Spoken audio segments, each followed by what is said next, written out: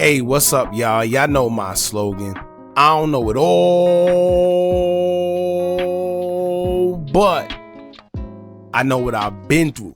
Now, before we get into this video, please make sure you head on down to Instagram and follow us on our official Instagram page at Hookah Anonymous _. We're able to be a little more explicit, a little more uncensored, and share content freely without running the risk of having our channel terminated. So, once again, make sure you head on down to Instagram and follow us on our official Instagram page at Hookah Anonymous _. We're almost at 100,000 subscribers, so if you like this video, make sure you subscribe and hit that bell so you're notified every time we drop new content. Now let's get into what you guys came here to see. Now, as y'all know, as of yesterday, January 13th, at approximately 4:15 p.m. in the afternoon, Big Jook, who is the brother of Memphis rapper Gotti, was shot and killed at a repast held after a funeral he attended in Memphis.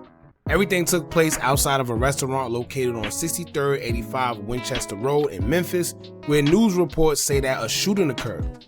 Gotti's brother Big Jook was inside of his car on his way to go inside of the restaurant to attend a repast event with family and friends, and that's when he was shot inside of the SUV. Now, we already did a video covering the situation and brought a little bit of details that was provided at the time, but as y'all know, it was still early, so it wasn't much details that were revealed about the situation. However, we're going to get into a few new details that was given about the situation and also get into the backstory of why people are stating that Jook's passing was retaliation for young Dolph. Not to mention, this gets even more interesting because a lot of the suspects that were involved in Dolph's case proved to have some sort of connection to CMG through Big Jook himself. This includes suspects such as Straight Drop, who they say is the alleged shooter, as well as Bovan Hernandez, who was a prime suspect and close friend who's been seen in pictures along with Big Jook. It was many fingers pointing back to CMG, including the car used that traced back to Black Youngster having a hand in it, and it's getting deeper than that. Now, if y'all remember, close Dolph affiliate in Memphis comedian Grove Hero already let it be known that Big Jook himself put about $40,000 on young Dolph's That little boy Trey say, man, I miss my dad, mom. When I heard that f***ed me up, bro. That f***ed me up. And keep in mind, I said, if I see Jook, if I see Gotti, if I see Migo, or if I see Youngster, I'ma get on that. I ain't got nothing to do with nobody else, bro. I said if I see them folk, because these folk had something to do with it, bro.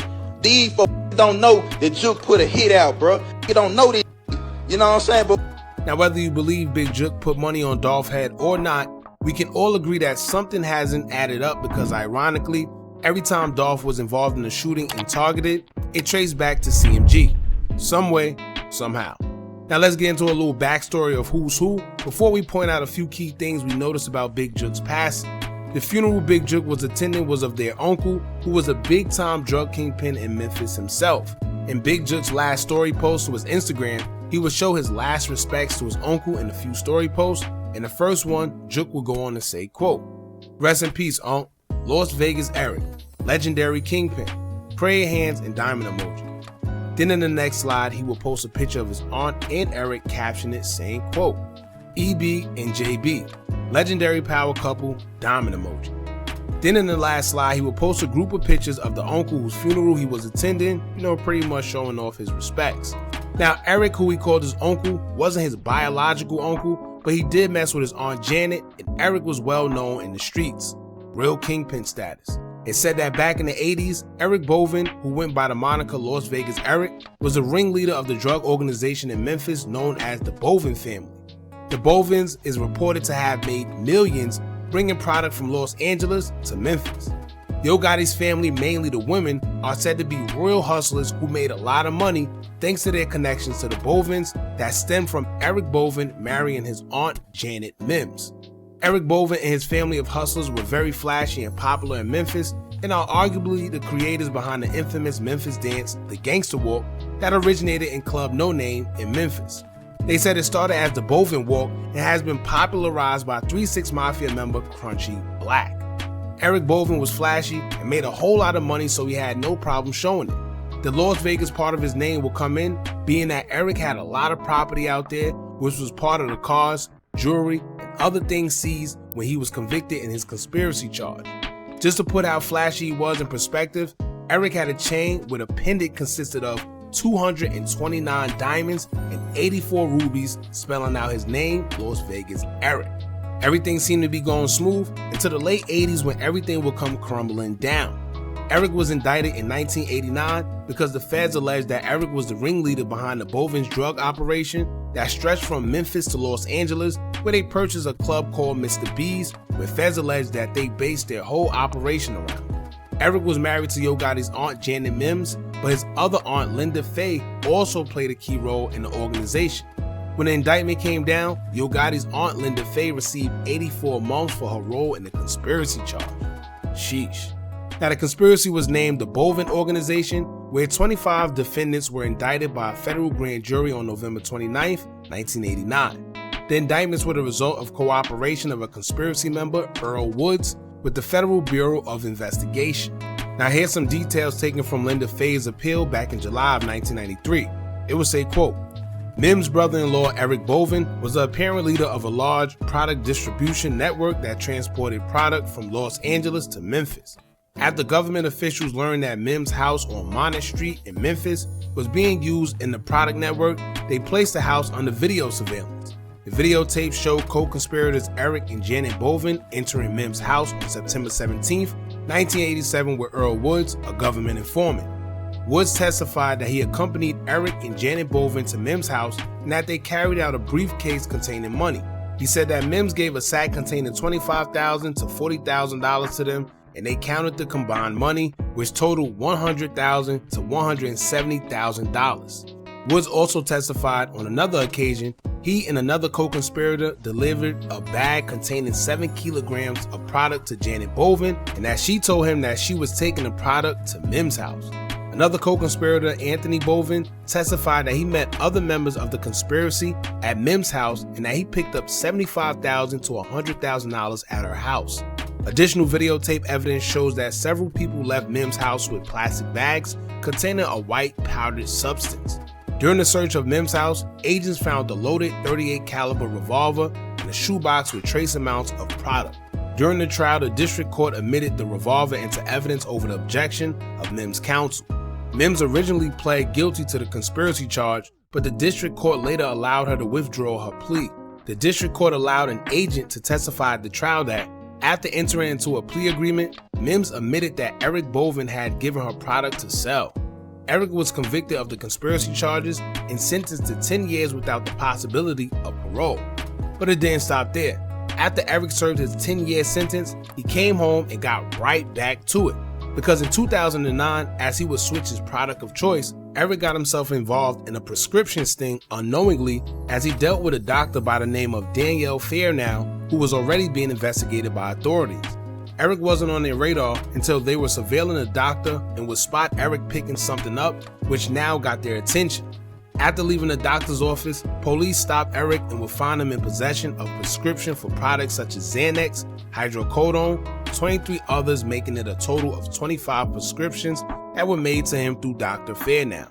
That's a case where Eric allegedly cooperated with law enforcement in, and I couldn't confirm whether he served any jail time for his role or not. Now in 2018, for unknown reasons, Eric and Yo Gotti's aunt got divorced. However, Eric and the family remained cool. Now fast forward to December 31st of 2023, Eric will pass away at 63 years old on the last day of the year. Not sure how he passed away because it hasn't specified, but his online obituary states that his wake will be held on January 12, 2024 from 4 p.m. to 7 p.m. followed by a funeral service on Saturday, January 13th, 2024 starting at 11 a.m. Now this online obituary is skeptical to me in regards to Big Jook's death because this was put up before the funeral service. What this does is alert anybody that's into it with Jook or want to find him, knowing his correlation with Eric, to know where he's going to be and what time because they know that he wouldn't miss this funeral. So if I was looking for Jook, this would be a no-brainer for me. Now I'm not saying that's how they were able to figure out his whereabouts, but this is something that could have played a big part if we're putting things into perspective. Now also in the last video we asked, was Yo Gotti at the funeral service as well, and if so, why wasn't he present when Big Jook lost his life? Well, he was. Check this out.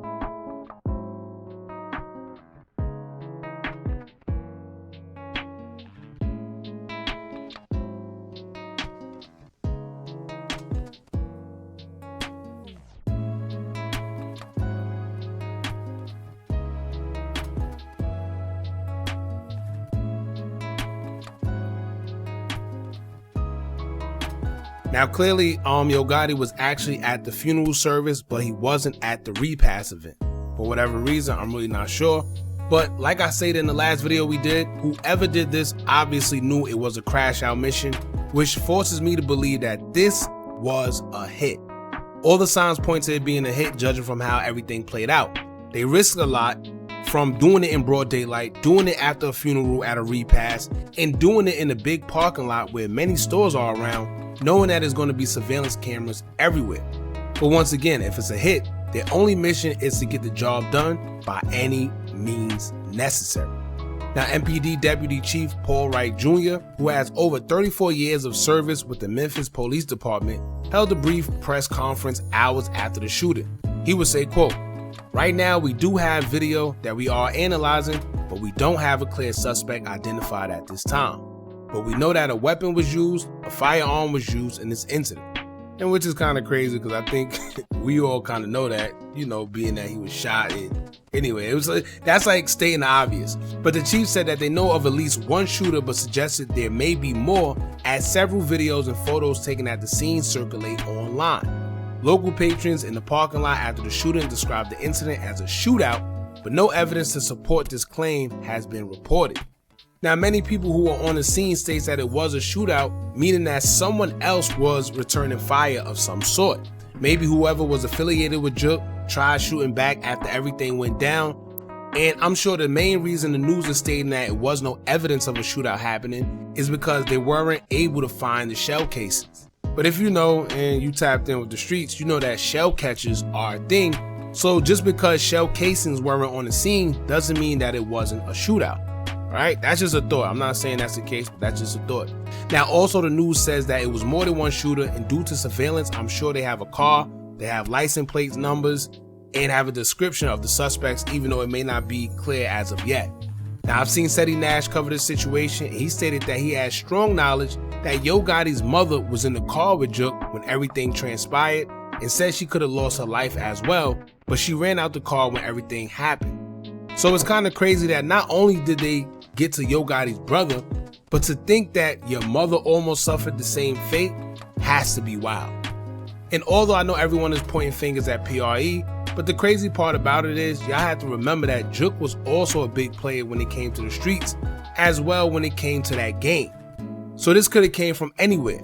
Jook's last post on Instagram was a picture of himself, and he captioned it saying, quote, "They don't want to face you, they want to snake you. Stay alert to stay alive. Watch your back at all times. Put snakes on the plate and eat great." Now, I shouldn't have to break down the snake part because at this point, y'all should already know that whenever someone refers to anybody being a snake, they aren't referring to an enemy or an op. They're usually referring to a friend or someone close who they feel snaked them out for whatever reason, right? Turning their back, betraying them, whatever it is. So like I stated before, there's no telling why this went down or who did what until information is actually put out there. But we do know, like I stated in the last video, anybody could have did anything to Big Jook, and then they will blame Paper Route, right? They will blame anybody affiliated with Young Dolph. Now, I'm not saying they did do it. I'm not saying they didn't. But I will say, like I stated in the last video, the pattern of individuals losing their lives when a group of people are accused of a body dropping and then the body gets blamed on the person that lost their life is starting to be a big pattern in that industry. And what a coincidence that Jook loses his life, and a lot of fingers were starting to be pointed in that direction when it came to Dolph's case. So I'm more than sure that now they're going to start blaming everything on him now that he's no longer here. Just watch. It's a pattern that keeps happening, man. But that's pretty much it, y'all. I'm sure more information will come out. And as it does, I'll keep you guys updated. I hope y'all learned something from this video. Y'all jump in the comments. Let me know what y'all think about this. Don't forget to like, comment, share, and subscribe. That bell so you're notified every time we drop new content. And remember, as long as you keep on watching, I'm going to keep on dropping. And I'm out.